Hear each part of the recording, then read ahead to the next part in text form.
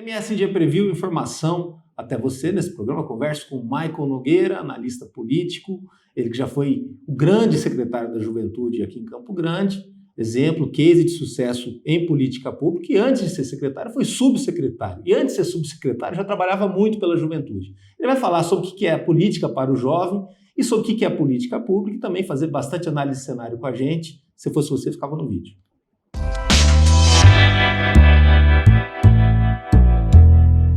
Michael, feliz aqui de ter você. Valeu, na mano, volta da MSD. Obrigado mais uma vez pelo convite. E tinha que ter você já deu 2 entrevistas aqui, uma logo no comecinho do canal. E esse canal ele tem um papel muito de falar de política. Você é um cara que entende muito de política, analisa cenários e conhece também da gestão pública bastante. Principalmente nesse período aí, eu falei do case na subsecretaria, depois secretaria de juventude. A gente está numa campanha, talvez a campanha mais pesada da história do Brasil, né? Campanha política aí já oficial. Mas ao mesmo tempo, nessa campanha política, é pesada, as pessoas não entendem muito o que é a política, né? E aí é o papel do bom político explicar, às vezes, a importância das coisas, o trâmite, né? Você se sente, às vezes, nessa responsabilidade? Eu, no papel de educador, sociólogo que sou, eu me sinto cada vez mais responsável por atuar politicamente em todas as esferas, tanto dentro do partido, quanto dentro da gestão pública, quanto na militância das causas mesmo. Porque com esse cenário de polarização que a gente vê dentro das famílias, dentro das entidades, dentro das próprias casas legislativas, onde é bonito discordar do outro, a gente parece que o bom senso não está tendo mais espaço para a política.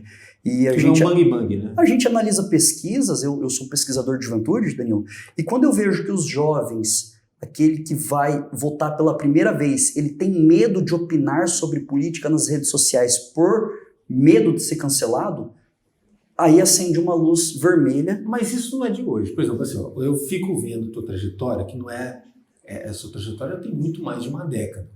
E você é um cara que você trabalhava por política da juventude numa época onde muito poucos faziam isso. Puxando o jovem que às vezes estava ocioso para o cara começar a correr e trabalhar pelo bairro dele. Você chegou a ser líder comunitário de um bairro onde tradicionalmente seriam figuras muito mais velhas e tal. Então nunca foi fácil fazer o jovem opinar, né? Principalmente despertar o interesse dele na política. Talvez existia até um certo preconceito. Não sei se você chegou a viver isso na pele. Muito. Pra falar, puto, o cara fala de política, que chato, né? Vivo até hoje. Então, e hoje o jovem já está se opinando mais. O problema é o jovem atacando o jovem também, né? Querendo que dentro dessa polarização. É que a geração atual, ela tem uma ferramenta diferente da geração que eu tive, da ferramenta que você teve. A internet, ela dá um boom muito maior para o que ele pensa. E quando ele extravasa um pensamento e é rechaçado por isso, ele parte do princípio de que é melhor não me envolver com isso. E aí a política acaba sendo feita mais por figuras mais antigas, que pagam a campanha dos mais novos, que eles escolhem. Sim. Entendeu? Eu vivo utilizando a política como uma ferramenta, nunca como meio. Uma ferramenta para causar protagonismo e emancipação na cabeça dos jovens. Agora você quantos líderes a gente perdeu em Campo Grande nos últimos anos porque simplesmente nunca ninguém convidou para sentar numa mesa e falar sobre política e como é a política? Que a política nada mais é do que a arte de cuidar dos assuntos coletivos.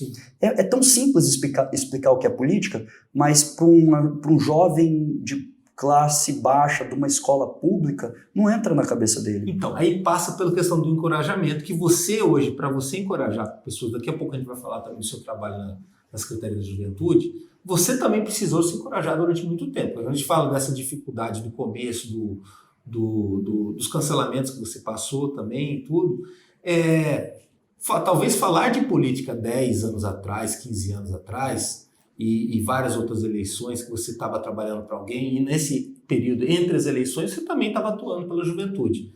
Muita gente, principalmente o jovem, também olhava assim, pô, mas você não tem nem mandato, cara, você não tem pasta, o que você está me dando lição de moral para me preocupar com isso e aquilo? Eu estou fodido, eu não tenho emprego, eu não tenho dinheiro, por que eu vou me preocupar com a sociedade se a sociedade não está se preocupando comigo? Exato. Isso falando em termos geral, né?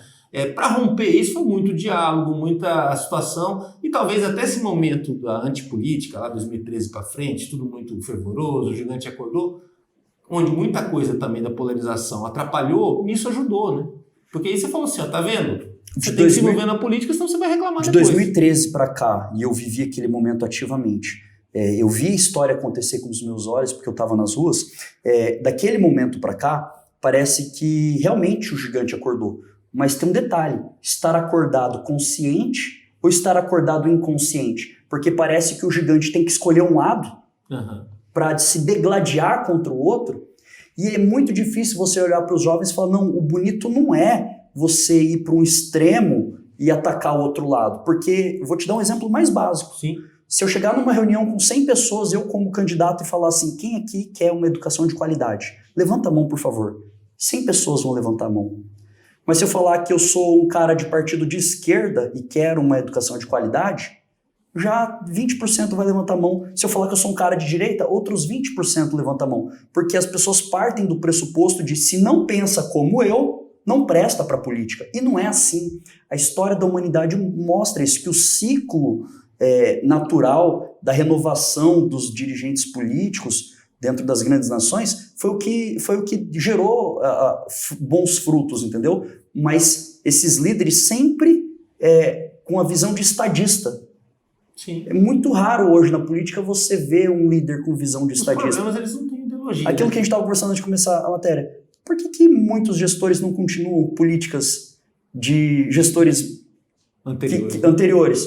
Porque é um ciúme, é um ego. Então, quando a pessoa faz a gestão pública baseada no bom senso, não em cima de um senso, ele faz com o dinheiro do imposto o que ele quer. Tanto quem está na Câmara legislando, quanto quem está nas gestões do Poder Executivo. Então, essa falta de conhecimento, de entender o que é a política e para que serve a política, faz com que pessoas sem vocação acabem entrando na política pela sede de poder. Sim. Você vê o custo. Mato Grosso do Sul é o estado que tem as campanhas mais caras do país. Isso em dados declarados de Caixa 1. Imagina aqueles que têm os costumes de fazer Caixa 2, 3 e 4, que infelizmente disso, né? o TRE não consegue investigar exatamente. Tem candidatos a vereador em Campo Grande que declararam 15 mil reais e você vê que numa reunião tinha mais de 15 mil reais em estrutura. Né? Um eleito. Então, uma reunião. Uma reunião. Então, o que explica essa falta de encorajamento dos jovens, para resumir essa primeira parte? Não se sente motivado porque ele não vê, diante do cenário, qualquer possibilidade dele, da voz dele ser ouvida pelos demais e a voz dele representar os demais. Ou o suicídio se resolver se candidatar. Vou te dar, eu não usei fundo eleitoral. Eu não usei fundo eleitoral na minha campanha de vereador. Sou suplente hoje em Campo Grande. E os 29 eleitos usaram fundo eleitoral. Mas quando você vai entender qual é a dinâmica de um partido para dividir os recursos que são públicos e estão dentro do partido, não há nenhum incentivo para a renovação, porque muitos partidos usam o recurso das mulheres para fazer campanha de homens. Muitos partidos convidam jovens para entrar nas fileiras e se filiar e parar de ser só pregador de cartaz e se candidatar, mas não dá recurso de verdade para a campanha. Muitos partidos têm a dinâmica de dar primeiro para quem já tem mandato, ou seja, a gente paga para continuar do mesmo jeito. Sim. Isso é terrível para quem tem vocação, ter que ter estômago para passar anos e anos e anos militando para ver se emprega a vida numa coisa produtiva, o problema não é matar um leão por dia, o problema é desviar das antas, que estão dentro da política, sabendo que estão atrapalhando a vida das pessoas, mas pelo próprio ego e o desejo de governar pessoas, eles acabam se autofinanciando para continuar e crescer cada vez mais. Agora, você é um player da política que estudou política, você é sociólogo também, e você entende muito a questão da teoria e do movimento político ao longo de séculos e tudo mais, e na história brasileira. Então isso te faz um cara mais consciente dentro das pessoas aí que ocupam espaços de poder ou possibilidade de mandato. E voltando a falar dessa questão da incipiência de boa parte da população, que atrapalha muito nas escolhas, para muita gente é normal essa polarização, e porque ela acontece, segundo teorias e ideias, em tudo. Talvez assim, numa disputa de síndico, vai ter a polarização. Talvez uma disputa de bairro vai ter polarização. Dualidade. O problema é o depois, né? Que as pessoas vão ter que se cooperarem e tudo mais, né? A nossa política brasileira, ela é muito passional, ela é muito polarizada por natureza, e aí depois, no dia a dia da gestão pública, não tem espaço para isso, ou acaba invadindo até na gestão pública a polarização e gera concorrência entre secretarias, entre as pessoas. A gente não para de competir em vez de cooperar. É mais ou menos isso? Você fez uma pergunta muito interessante, porque você iniciou a pergunta falando assim, a própria política brasileira. Quando você fala em política brasileira e começa a analisar a política brasileira com políticas de países que têm o IDH maiores, você começa a ver que o nosso sistema começa errado pelo sistema partidário. Nós temos 35 partidos aproximadamente no país. Existem 35 ideologias diferentes? Não, você pode ter uma extrema-direita, uma extrema-esquerda, uma direita e alguns partidos de centro-esquerda e centro-direita. Poderia ter 8 partidos no Brasil. Como é que você divide o poder com 35 agentes partidários numa mesa? Tendo que prestar conta para o eleitor que 20 e poucos desses daquela partidos, ideologia 20 e poucos criou, né? desses partidos com representatividade na Câmara Federal. Então é uma loucura. Então, para a gente avançar o que a gente não conseguiu avançar nas últimas décadas, a gente precisa de uma reforma política mais do que urgente. Reforma administrativa para fazer com que o Estado pare de dar prejuízo para o bolso das pessoas. O Estado não gera riqueza. Quem gera riqueza são os trabalhadores. Mas o Estado ele é muito bom em tomar e péssimo em devolver. Ou a gente faz uma reforma, isso que eu falo nas atividades que a gente trabalha, falando sobre primeiro emprego para jovens. A gente não pode depender dos políticos e das políticas. Isso aqui é uma atividade de política pública, mas o que a gente tem que entender é que você tem que dar a tua parcela para a política e para o Estado, mais do que somente pagar imposto. Você nem lembra em quem você votou. Então, a gente precisa de várias revoluções para fazer com que a gente seja um eleitor consciente que acorde de manhã, num domingo, Danilo, e não entregue o voto para qualquer um, para pessoa que nem sabe como que está financiando a própria campanha, qual é a vida pregressa daquele candidato. De cada 10 pessoas, 8 não lembram quem votou na última eleição para vereador. E como é que você cobra uma Câmara de Vereadores? Sim. Como é que você se posiciona? O poder fica distante. Você está dando um cheque em branco, ou seja, tudo está em torno da educação. Se a gente não cuidar das crianças e dos jovens, a gente vai ter uma geração de pessoas que vão abdicar da liderança em prol daqueles que são bons em falar muito e entregam pouco. Isso, infelizmente, é uma coisa que eu não vejo saída no curto prazo.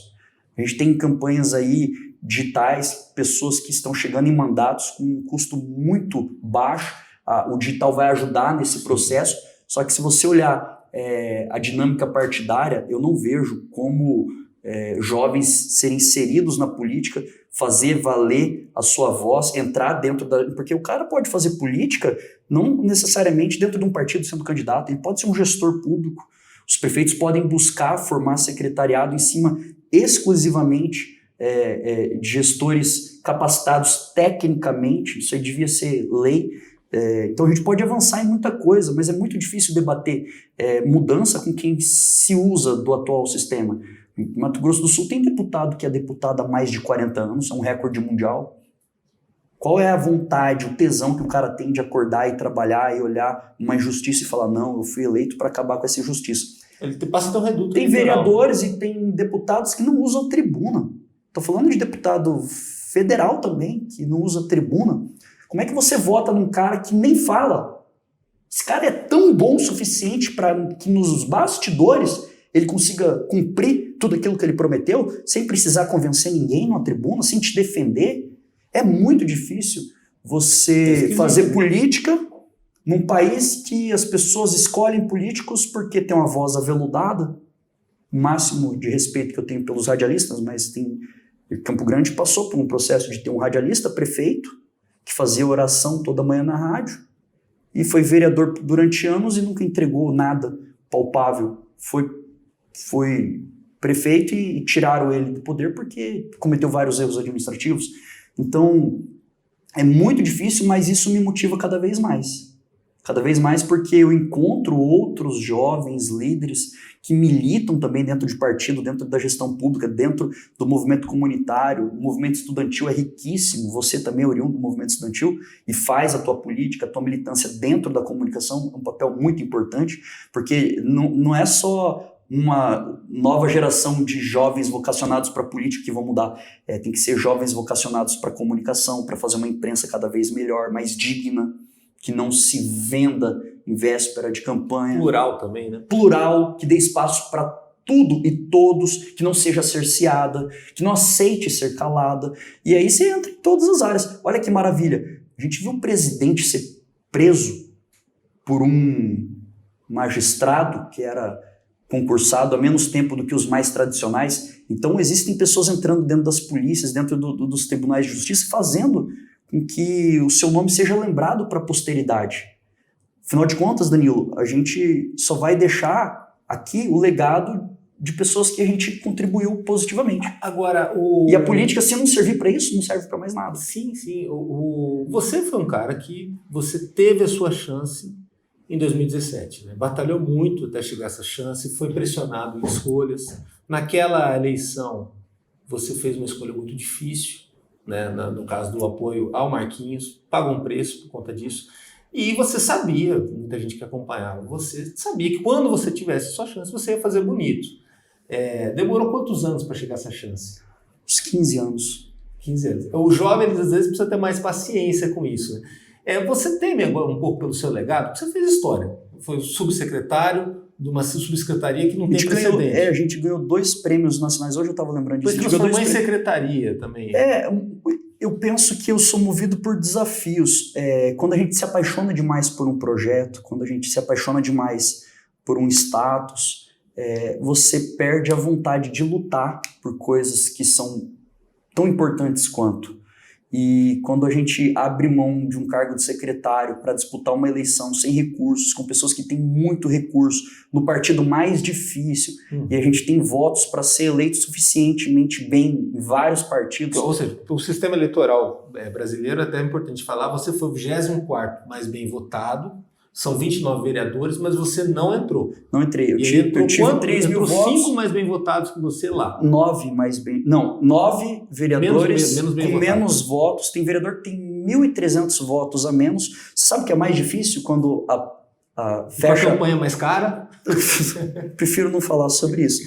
Você sabe o que é mais difícil? É quando acaba a divulgação da lista, e primeiro eles divulgam uma lista geral e depois eles atualizam pelas cadeiras feitas pelos partidos. Sim. O mais difícil é quando liga alguém que torceu muito por você, que acompanha a tua trajetória e parabeniza, fala, eu vi aqui, cara, você tá dentro, parabéns. Eu falei, não, essa não é a conta original. A conta original que vai publicar daqui a pouco, e eu tô vendo aqui que eu sou o 6º, 7º do partido, o partido vai fazer 5, então eu vou ser 2º suplente por aí, então não foi dessa vez. As pessoas, como?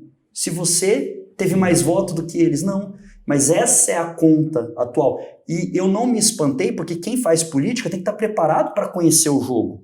Sim. Então, quando minha esposa chorou, minha mãe chorou, minha avó chorou com o resultado, eu olhei para elas e falei, faz parte. Toda eleição... A gente não teve uma derrota política, a gente teve apenas um insucesso eleitoral. Eu acredito que os 3 mil votos que a gente teve, nas condições que a gente teve, disputando da maneira que a gente disputou, sem usar fundo eleitoral, eu usei R$0 do contribuinte na minha campanha. Quem pagou o meu papel de campanha fui eu mesmo, com o dinheiro do meu salário. Então isso me torna alguém diferente. E por ser diferente, a gente colhe muitas consequências que são difíceis. Porque quando você é muito diferente da classe política, a própria classe política te enxerga como uma ameaça. Sim. Por mim não tem problema. Quem tem que me enxergar como oportunidade são as pessoas. Não faço nada para agradar a classe política. Tenho a liberdade de escolher os meus candidatos, como eu tive de lá atrás romper com o PMDB e apoiar o Marquinhos, porque eu não me sentia à vontade em apoiar a candidata do PSDB, como eles entenderam. Sem o MDB não lançar ninguém, né? Sem lançar ninguém, eu cheguei no líder, cheguei no Dr. André e falei, penso eu que o melhor para Campo Grande é o Marquinhos. Se o senhor respeitar, eu quero fazer a campanha do Marquinhos. E ele, como um grande líder que é, me respeitou e me autorizou a fazer a campanha do Marquinhos, ainda que outras pessoas do PMDB me caçassem depois. E o preço do MDB foi encolher, né? Depois daquela campanha e depois de 2018. Eu avisei. Ou o partido entende que a renovação ela tinha que começar naquele momento, se aliar a blocos de partidos com muita rejeição não era o ideal, apoiar candidatos com rejeição não era o ideal, ou o partido entende que ele diminuiu e precisa voltar a crescer, ou pensar que é um partido grande ainda, vai fazer com que ele diminua ainda mais. Eu tive a oportunidade de falar para o presidente do partido, dentro da sede do partido, é um partido que eu cresci lá dentro, tenho muitos amigos no PMDB. Participou da formação política de muita gente também, né? Participei de mais de 3 mil jovens que eu coloquei dentro daquele partido, eu dei formação política, visitei todos os municípios, fui dirigente, fui presidente de Campo Grande, fui presidente da Juventude Estadual, fui dirigente da Juventude Nacional, e eu falei, ou esse partido entende que ele diminuiu e precisa voltar a crescer, ou vai perder muita gente que tem potencial aqui dentro. E eu falei sem saber que um dia eu sairia. Agora, essa questão dos partidos, e vários deles agora vão de novo para uma prova de fogo. E não que o PSD não tenha os seus problemas, suas dificuldades. Isso que lá eu vivo outra briga, outra luta para se emancipar, para tornar o jovem protagonista e ter espaço. Mas a vantagem é que o Marquinhos é um líder mais novo, ele escuta muito mais do que num partido que você tem muitas lideranças. Então, pelo menos em Campo Grande, junto ao grupo do Marquinhos, eu tenho muito mais liberdade para sugerir, para opinar, para instituir políticas como a gente instituiu aqui. E não tem forma melhor de uma ideia ser premiada do que ela ser validada, né? Você levou para a prática tudo que você colocou antes como crítica no MDB. E colocando para a prática, eu posso errar na conta, mas foram mais de 10 mil jovens que fizeram parte da política pública, da subsecretaria, depois Secretaria da Juventude. O Marquinhos, que sempre foi eleito como um jovem, né, também. Professor que ele tinha esse compromisso. São pessoas que depois elas nunca mais serão as mesmas? Hoje um menino me mandou uma mensagem, a gente vai ter uma edição do Levanta a Juventude, embora eu não esteja mais na Secretaria de Juventude, nossa equipe continuou tocando lá, hoje eu estou atuando dentro do gabinete da prefeita, estava atuando dentro do gabinete do Marquinhos, e agora, consequentemente, estou atuando dentro do gabinete da prefeita. O Levanta a Juventude é um programa tão interessante que a gente colocou tanta gente ajudando para fazer com que ele desse certo, que quando diminuiu os atendimentos dele nessa transição, a gente sentiu a necessidade de voltar, porque os próprios voluntários sentem a necessidade de ir lá na periferia, olhar para um jovem que tem muito potencial e não sabe do potencial que tem e falar, olha, você consegue sair dessa realidade, sem se sentir com vergonha, sem sentir vergonha do teu pai e da tua mãe, sem sentir vergonha da tua casa, ou da tua cor, do teu credo, da tua condição social. Você, inclusive, está tendo todas as possibilidades de ter uma vida fantástica, porque quanto mais longe você está do sucesso, melhor ainda é a tua jornada até lá. Então, quando os próprios voluntários, imagina, o Tata Marques é um palestrante voluntário dentro de um programa onde se ele fosse dar essa consultoria de dicção e oratória numa empresa, ia cobrar R$1.000 por cabeça para ouvir ele durante 4 horas, e ele passa uma tarde inteira ensinando jovens a como se comunicar. O Guto Dobbs. Sim. Então, a gente tem uma gama de voluntários em Campo Grande que encontraram nas políticas de juventude uma maneira de devolver para a sociedade, não para o poder público. Quem é voluntário não é porque eu toco o projeto, ou porque o Marquinhos foi um bom prefeito, ou porque acha que é a prefeitura. Não. Os voluntários atuam em função do atendido. Sim. Simplesmente em torno disso. Eu tenho mais de 100 voluntários. E validar mindset, né? Quer dizer, por exemplo, você pega ali o caso desses 2 comunicadores, que são grandes comunicadores, longevos já no que eles fazem, são pessoas que trabalham sob pressão, na televisão não é fácil, você tem que garantir resultado todos os dias. E naturalmente as pessoas sentiriam até uma certa distância, porque eles estão lá do outro lado da telinha, e quando olha ao vivo, conversa, e troca um conhecimento, é uma outra história. A visualização. Quando o Tata fala que ele ia para a escola, para a faculdade à noite, sem dinheiro para lanchar, porque ele trabalhava diretão, e ele volta para casa dormindo dentro do ônibus e com fome, aquele jovem que está sentado com fome ou pensando que ele não tem como comer no intervalo da aula dele, tanto no ensino médio quanto na faculdade, ele fala, poxa, essa fome que eu sinto, essa necessidade das coisas mais básicas que eu sinto, outros caras que conquistaram já sentiram também. Sim. Acontece Todo mundo comigo. É humano, né? Quando eu tenho a oportunidade de palestrar, eu falo pra gurizada, olha, eu sou mais velho de 5 irmãos e meu pai morreu muito cedo. Então eu acabo me tornando para os meus irmãos uma espécie de pai. Então eu já não vivi uma juventude onde eu poderia, teria necessidade de trabalhar para comprar as minhas coisas. Eu sou um jovem que teve que trabalhar para comprar comida para todo mundo comer. Então quando você vem de uma dificuldade maior do que quem está sentado e fala como você fez essa transição, vendi picolé na rua, lavei prato em restaurante, fui auxiliar de cozinha, fui garçom, aí conheci uma pessoa, me levou para trabalhar num grupo de comunicação e eu comecei a entender que eu deveria valorizar a escola, porque a escola eu não valorizava como eu deveria, eu era um aluno mediano, o professor pediu uma matéria, uma redação de 30 linhas, eu colocava 25, começava a contar e terminava. Então, eu cheguei até a fazer, no caso, num veículo de comunicação, um documentário sobre isso. Muito legal. E assim, a tua história prova algo que grandes histórias também têm, da mágica de um momento. Né? Você consegue, de garçom e lavador de prato, num dado momento, foi atender bem e ser atencioso e ir para um grupo de comunicação.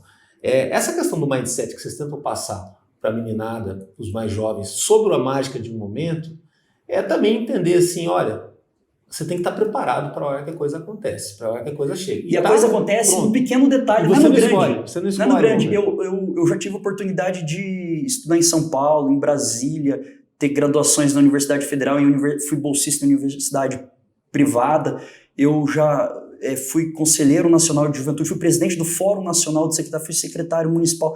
Eu já tive tantas realizações profissionais, e meu currículo é tão grande, mas o que me motiva mesmo, o que me marca, foram os dias que eu consegui dar o meu melhor, fazendo aquilo que parecia ser simples, e alguém viu e me deu uma oportunidade. Isso é o que as grandes histórias são marcadas não pelas grandes conquistas, mas pelo detalhe que todo mundo às vezes não valoriza. Então, um dia uma senhora faltou quando estava fazendo vinagrete, eu fiz o vinagrete no lugar dela, aí eu virei auxiliar de cozinha, contrataram outra pessoa para lavar a louça. E aí eu de auxiliar de cozinha quis virar garçom, porque garçom ganhava um pouco melhor, então eu, enquanto auxiliar de cozinha, toda hora estava atendendo alguém pro dono do restaurante ver proatividade em mim. O dia que ele me colocou como garçom, conheci um cliente que gostou do meu atendimento e me levou para trabalhar na empresa dele e abriu minha cabeça. Então, quando eu falo com um jovem que pensa que ninguém está enxergando ele, porque ninguém deu oportunidade para o pai, para a mãe, nem para o vô, nem para a avó, ninguém vai dar para ele, eu falo, olha, calma. Quem tem visão de águia vai encontrar o teu valor em 30 segundos, em 1 minuto conversando contigo. Quem tem visão vai saber que você tem valor. E todos vocês sentados têm um valor imensurável, porque vocês sabem coisas que eu não sei e que ninguém sabe. Todos nasceram com talento. Agora, se você desistir de testar o teu talento o tempo todo, sendo íntegro, não atrapalhando a vida de ninguém, estudando, se você gosta de alguma coisa, isso não é antinatural, é natural. Então estude esse negócio que você gosta. E uma hora, uma águia vai te olhar e vai te levar para voar junto. Em comum, grandes figuras, você citou, Tata, Guto, você... O próprio André Putinelli, quando me conheceu entregando panfleto numa campanha. É isso que eu ia falar. E ele falou, o que você está fazendo aqui? Mas... Eu falei, eu estou entregando panfleto da campanha do senhor, porque eu acredito no senhor. E me levou para dentro do partido. Algo fundamental é o movimento. Né? Você tem que estar em movimento. Às vezes as pessoas esperam o melhor movimento, o melhor lugar, a melhor oportunidade. E estar em movimento é fundamental. Porque se o cara tiver, o jovem no caso, estiver lá no sofá da casa dele, tirado, jogando videogame no celular, ele não vai a lugar nenhum. E o celular, você falou uma coisa muito interessante, porque o celular ele pode ser o maior aliado para ele ter uma formação, fazer uma faculdade online gratuita pelo celular. Você tem cursos de Harvard gratuitos no celular, mas se você utilizar aquilo para ver meme, para compartilhar o que não presta, para se informar em fake news, para comprometer o teu futuro profissional postando coisas que não vão ser produtivas para o teu médio e longo prazo, é um abraço. Então o jovem tem todas as condições hoje de não importa onde ele esteja, construir uma carreira sólida em algo que ele goste de fazer, mas parece que as facilidades também desmotivam muita gente. Por que é tão difícil nas outras secretarias? Não é uma crítica, acho que está sendo feito um bom trabalho em várias delas. A Secretaria de Obras está tendo um pouco de dificuldade, mas assim é por conta do momento. Mas trabalhar o feedback. Na Secretaria da Juventude, quando você esteve lá especialmente, e hoje em dia acredito que seja mantida essa continuidade, feedback era sempre algo muito importante, porque não é só você dar a pílula de choque, né, no cidadão e depois tem que acompanhar para saber como que ele está. E por conta desse feedback, você sempre é um cara que teve muitos depoimentos de agradecimento, de gratidão, de falar do quanto a pessoa mudou a vida dela. E acho que isso é fundamental, porque quando o poder público consegue isso, ele se aproxima do cidadão. Ele não precisa se manter distante do cidadão ou só aparecer na época de cobrar imposto. Né? Por que é tão difícil o feedback na política pública? Talvez porque não trabalha cadastro, talvez porque não... a impessoalidade seja uma coisa até tradicional. Tem algumas etapas para a construção da política pública. Uma é o estudo do problema, a outra é o estudo das soluções do problema, a outra é a coleta de feedback, que você traz os dados para ver se o custo-benefício do programa está sendo ideal.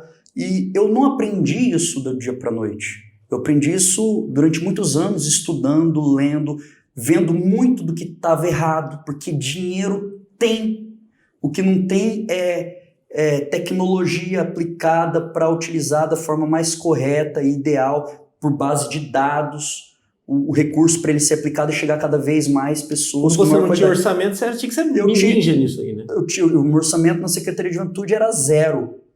E a gente colheu resultados por quê? Porque se eu conseguia um carro emprestado de uma outra secretaria para levar uma turma para divulgar uma atividade numa escola, eu comecei a contabilizar o que custaria para efetivar a política de juventude, quantas pessoas eu ia atender, quais são os bens gerados, quantos seriam realmente encaminhados para o mercado de trabalho, ou para um estágio, ou para menor aprendiz, ou para o Instituto Mirim, quantos ali aprenderam a mexer no Word, Excel, fazer um curso de vendas, atendimento, telemarketing, que são dentro do mercado as demandas mais urgentes para a primeira contratação. É difícil um jovem chegar num cargo de trás de balcão, é na frente do balcão, é atendimento. Então, quando a gente começa a extrair os dados e fala assim, nossa, se eu tivesse 100 mil, eu aplicaria nesse curso, porque esse curso está encaminhando muito mais gente. Porque a mecânica dando certo, o dinheiro que vier, ele só vai potencializar. Mensurando pesquisa, a gente não tem dados oficiais sobre a juventude brasileira. Você tem várias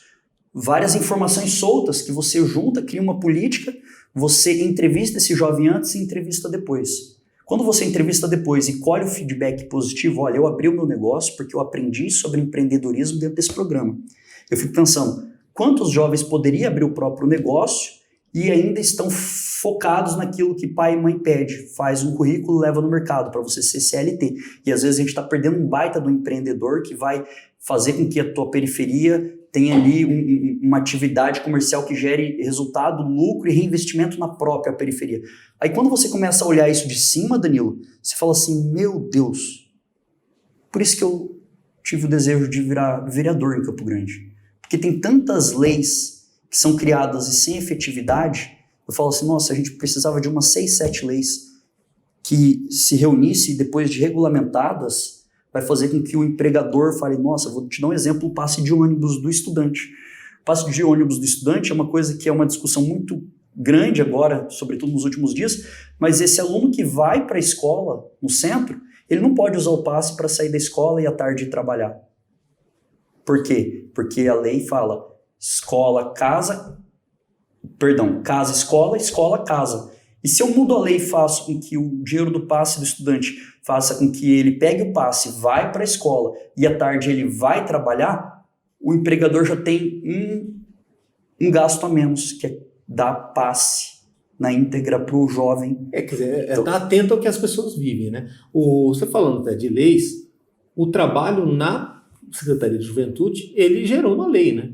Que era a lei da política de juventude municipal. Sim, a criação em 2017. Dá uma segurança para o que está sendo feito, né? Porque, na verdade, a gente fez valer uma lei maior, que é o Estatuto da Juventude. O Estatuto da Juventude, inclusive agora em agosto, também em agosto é o comemorado, dia 12 de agosto, o Dia Mundial da Juventude. É um mês muito marcante para as políticas de juventude. Inclusive, também, em agosto é comemorado o aniversário do Estatuto da Juventude. O Estatuto da Juventude prevê que Estado, município e União tenha obrigatoriedade de criar as leis. Aniversário da sua filha também. Com certeza, a data mais importante. Primeiro, dia 10 de agosto da Karina, dia 11 da Helena. E aí a gente fala o seguinte, se o Estado tem obrigatoriedade, por que tem municípios que não fazem leis? específicas para jovens. Sabe por quê? Porque os políticos antigos pensam que política para jovem é aquilo que acontece dentro da escola. Só que a escola hoje, infelizmente, não está entregando aos 17 anos um jovem com capacidade de ser protagonista e emancipado. Porque se você tiver uma empresa e precisar de 4 jovens para digitar documento, para você conseguir 4 jovens que saibam digitar bons documentos, que mexam no Word e que razoavelmente bem digitem ali o português, você vai ter que entrevistar 100 jovens. Porque esse jovem não sabe fazer nenhuma redação. Eu estou falando isso não é porque eu ouvi dizer. Eu estou falando porque eu trabalho, eu pesquiso e eu vivencio isso na pele todos os dias. A educação básica tem falhado nesse país. E aí a gente vê os jovens tendo que trabalhar, aceitando condições de subemprego, fazendo coisas que não tem nada a ver com as suas potencialidades, porque ele também não consegue fazer aquilo que gosta, porque não tem o mínimo necessário de base, Daniel.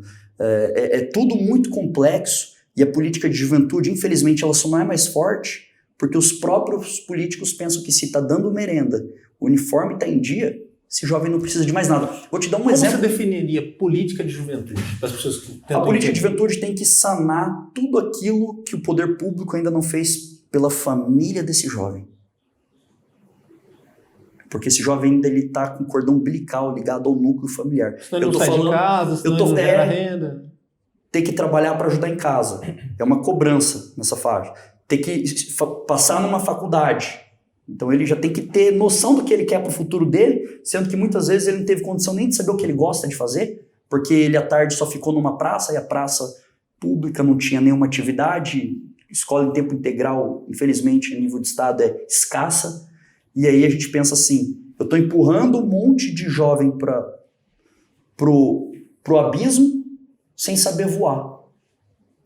E a política de juventude, ela vem para se utilizar principalmente da educação não formal. A educação não formal é o que faz com que a gente faça um guri ler um livro, que ele tem um insight de sair da realidade dele ou valorizar a realidade dele para ir para um nível superior.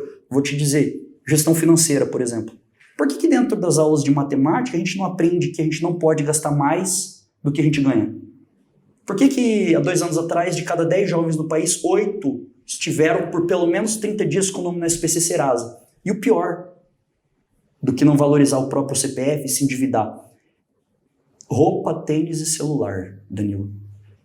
O espírito de consumismo, ele é extremamente nocivo para a vida do jovem, porque quando ele pensa que naquele emprego ele vai durar a vida toda, e ele faz um financiamento de um celular em 18 vezes e ele é demitido 4 meses depois, por qualquer marolinha que acontece, aí ele endivida o próprio nome, endivida o nome da avó, do pai e da mãe, e ele perde uma oportunidade, às vezes, de ir para um emprego muito melhor, porque ele é um endividado, não vai mexer com caixa de empresa. É extremamente proibido hoje empresas fazerem pesquisas sobre o CPF do candidato à vaga. Mas eles fazem. Você não colocaria para mexer no caixa da tua empresa uma pessoa que deve 20 mil, que deve 15 mil, que não consegue manter as contas em dia em casa. Então, a educação não formal, ou seja, aquilo que não acontece dentro da escola, tem que acontecer dentro da política pública, inclusive vice-versa. Tem que influenciar para que os professores também entendam o que é a gestão financeira, que eles não dependam de fazer CDC com salário, porque como que um professor vai ensinar o que não pratica? Estamos enganando quem? Sim, a realidade do professor. Vicioso, né? Boa parte dos professores, pela defasagem salarial, histórica, que o professor deveria ganhar como médico. Se o professor ganhasse como médico, a gente não teria tanto político porcaria dentro do poder. Porque as pessoas iriam valorizar mais a própria educação e iam saber melhor escolher os seus candidatos. E aí, para resumir essa sua pergunta, toda vez que a gente investe numa política de educação não formal, que ele não tem a obrigação de fazer, porque não vai ter uma nota para ele pegar aquele certificado, mas ele vai ter que fazer para se sentir apto naquela atividade, a gente começa a startar gatilhos, o guri fala, puta, eu vou estudar esse negócio aqui, porque vai dar mais certo do que aquilo, tudo que eu aprendi na escola até agora, que não me levou a lugar nenhum.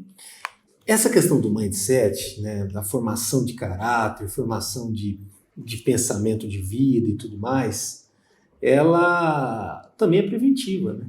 Até porque a gente tem o recrutamento do crime com relação ao jovem, A gente tem um neném, né, que não quer nem estudar nem trabalhar. Não, eu e mudei tem um agora, não é desalentado. neném, é sem. Porque Sim. mesmo que quer, não tem. Então não é nem por opção própria, é sem. Não tem oportunidade nem de estudar, nem de trabalhar. Entendi, porque para estudar, para trabalhar, tem que ter um mínimo de estrutura. Né? Engraçado, a política de juventude ela é tão intersetorial que quando eu atendo uma menina num curso e ela tem 15 anos e eu trago um palestrante para falar sobre futuro profissional, sobre carreiras, e elas fazem uma dinâmica simples, pensa você com 25 anos, pensa o marido ideal, pensa o trabalho ideal, pensa o filho ideal, pensa a escola do teu filho, pensa o carro que você quer ter, pensa o tipo de viagem que você quer fazer com a tua família. Agora, se você engravidar ainda esse ano ou no próximo ano, do teu namorado ou de alguém que não seja o teu namorado, muito menos teu marido, qual é a chance de você realizar qualquer uma dessas coisas que você sonhou agora nesse exercício? Levanta a mão quem fala assim, eu vou realizar tudo isso porque o meu pai ou minha mãe vai bancar a vida do meu filho. Ninguém levanta a mão.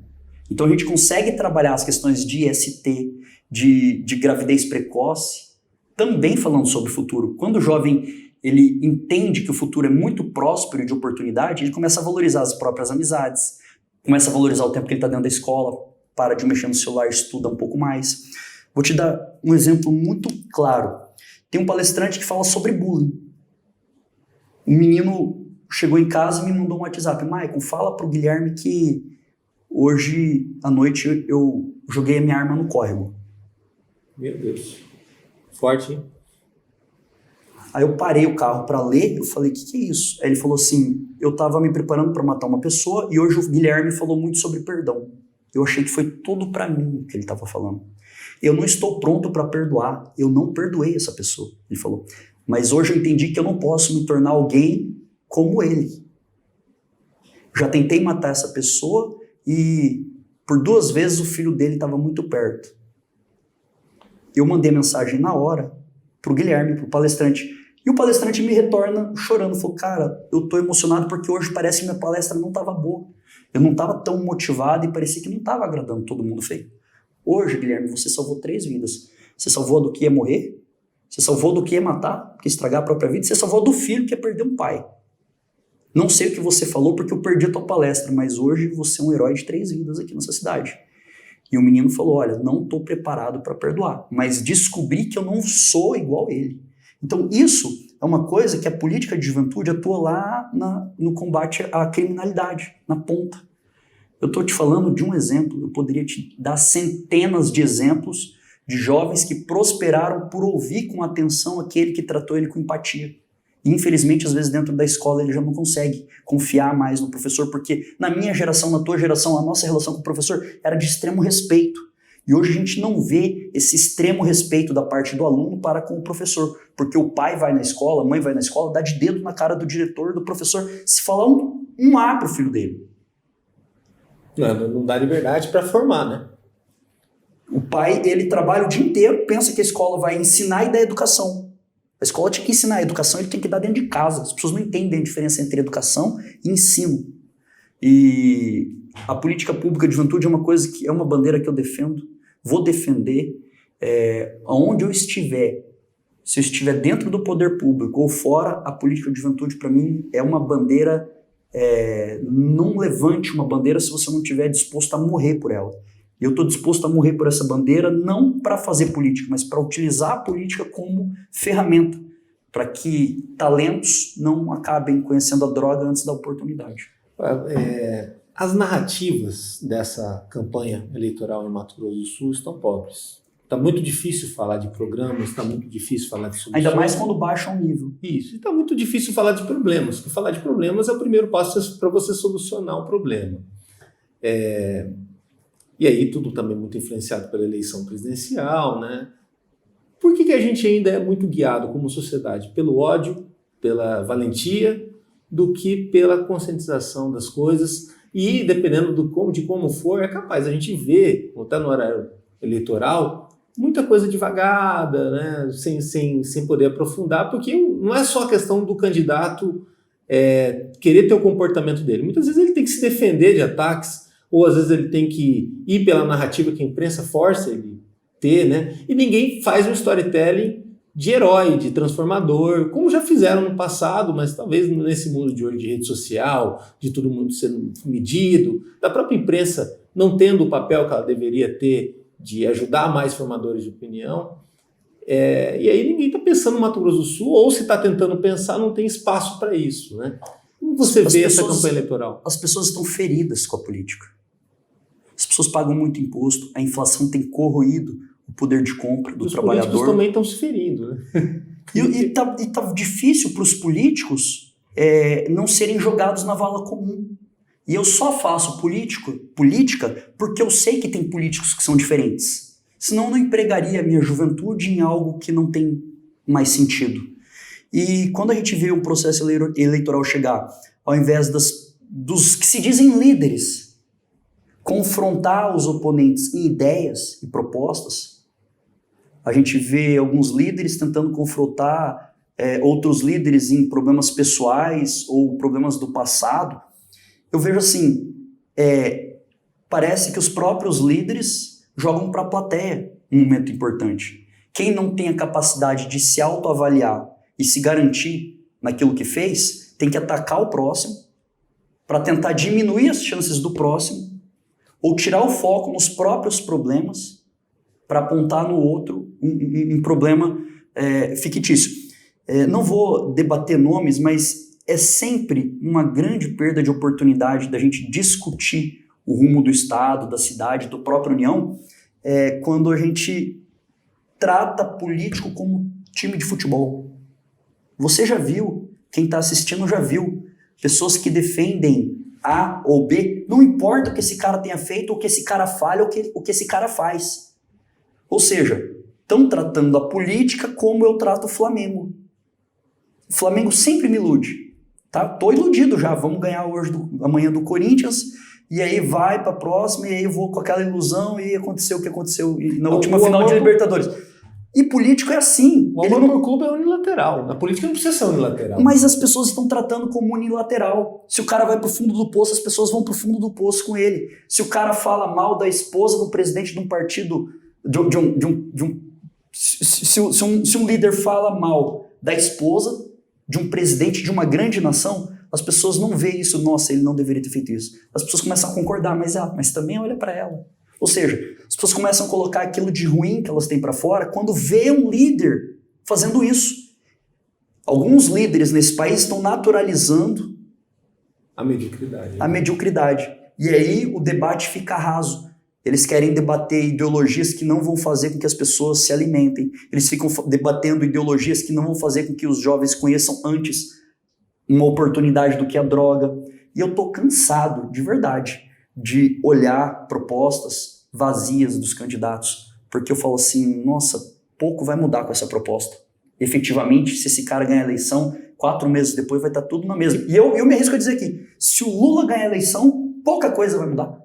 E o Bolsonaro, se ganhar, menos ainda vai mudar, porque ele pensa que está acertando em tudo.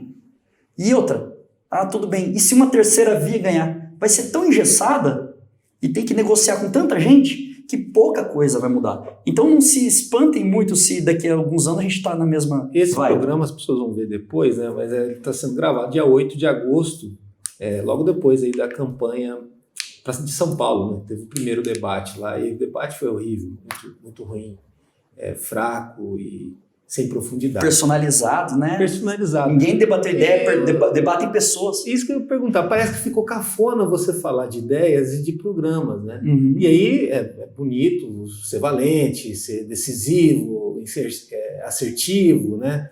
E diminuir o outro. Fora isso, você tem uma população, principalmente a mais carente, muito necessitada de situações, ainda mais com o agravamento da inflação e de tudo, né? Esse cara só está com fome, ele não quer saber de ideologia. Um orçamento público enorme, né? E você vê como você vê o Brasil daqui a 10 anos? O Brasil que patinou praticamente uma década. Eu vejo muito melhor. Eu vejo um país mais inclusivo, com renovação nos quadros de liderança, nos municípios. Está se esgotando também, né? Muito desenho da política antiga. Se você olhar, hoje o André é o último dos moicanos, dos líderes antigos, porque o Zeca não é candidato, e o Marquinhos é o primeiro líder dessa geração. Então você vê a própria Rose do outro lado, emergindo, né? Foi muito bem votado em algumas eleições. O quadro ele vai se renovando automaticamente. Não vai acontecer só aqui, com a eleição possivelmente do Marquinhos no Estado e com a reeleição da Adriane, que é uma mulher que vem sem ter feito carreira na política e já se mostra uma grande gestora.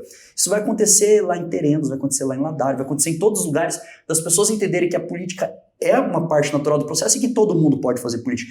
Então, por mais que os antigos queiram engessar os partidos, aumentar o fundão e levar tudo isso à tona, como se eles tivessem uma vida eterna, eles não vão ter uma vida eterna. Você viu tanto de senador que não voltou na última eleição. Senadores assim que você nem imaginava, o Romero Jucá, o próprio Moca aqui. Fala, nossa, pô, esses caras que parece que são uma santidade naquilo lá, dando espaço para novos. Pena que nem todos os novos estão aproveitando a oportunidade para mostrar trabalho. Ser somente uma pessoa nova, sem ter vocação, também não ajuda muito. Mas eu penso que em 10 anos a gente vai viver num país muito melhor. A tecnologia vai ajudar e os que fazem política para atrapalhar vão cada vez mais perder a eleição. Porque vai ficar tão caro fazer campanha que eles vão pegar o dinheiro que eles já roubaram e vão investir na área privada. E mais inclusão. Agora, você também é alguém que está acompanhando e apoiando a candidatura do juiz Odilon, que está indo para a segunda vez numa eleição. É uma figura da renovação também, né? E tem uma história de vida muito bonita, não só pelo que ele fez como magistrado, mas do caminho até virar magistrado, né? Na campanha passada foi uma campanha muito pesada, muito difícil, né? E ele enfrentou a máquina, enfrentou o governo. Talvez muitos não conheceram bem a história dele. Acabam sabendo a história do juiz corajoso, do juiz que enfrentou o crime organizado. Mas é um cara que passou fome, né? Antes de ser juiz.